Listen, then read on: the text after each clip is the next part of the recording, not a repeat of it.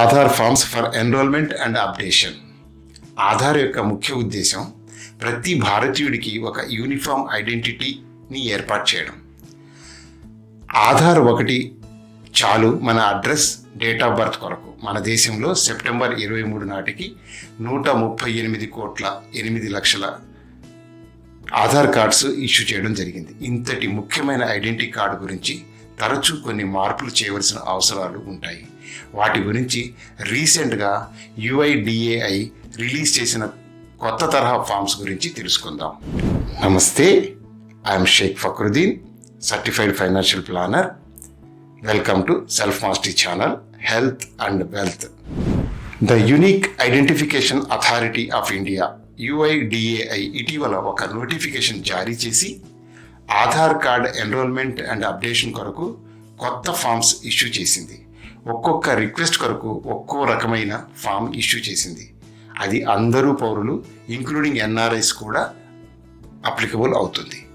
ఈ కొత్త రూల్స్ 2 విధాలుగా సెంట్రల్ ఐడెంటిటీస్ డేటా రిపాజిటరీలో అప్డేట్ చేసుకోగలరు.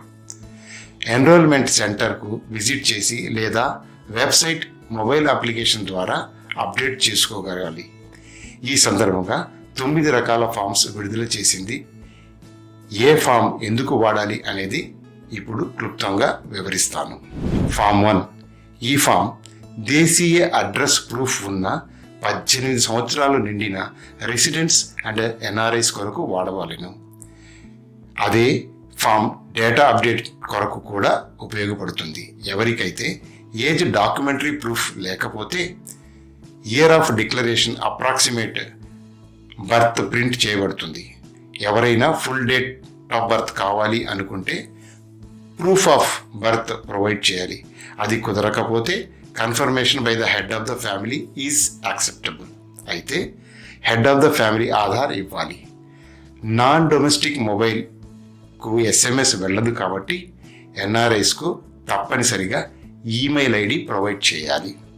ఫామ్ 2. ఎన్రోల్మెంట్ అండ్ అప్డేషన్ కొరకు వాడతారు. Form 3.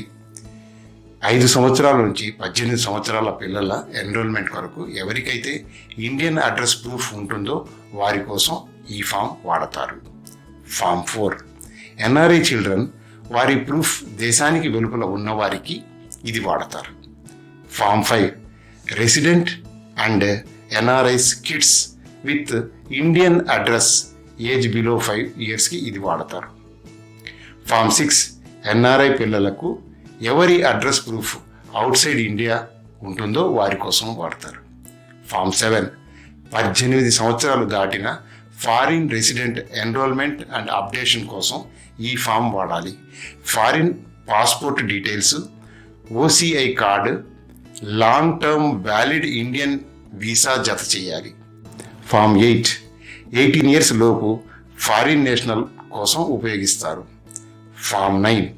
Cancellation of Aadhaar number on attaining 18 years of age.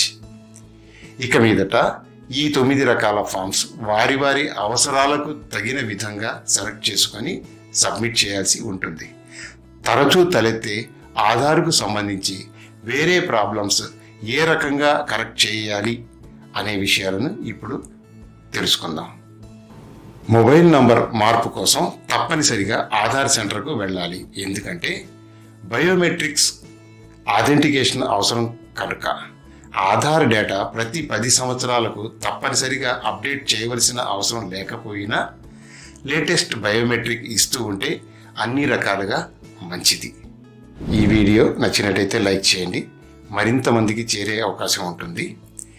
మా ఛానల్లో వచ్చే వేరియస్ పర్సనల్ ఫైనాన్స్ సంబంధించిన వీడియోస్ చూడాలి అనుకుంటే మా ఛానల్ని సబ్స్క్రైబ్ చేసుకోండి. మీకు ఏమైనా స్పెసిఫిక్ టాపిక్ మీద కామెంట్స్ చేస్తే నేను వాటికి సంబంధించిన వీడియోస్ తయారు చేసి అప్లోడ్ చేస్తాము.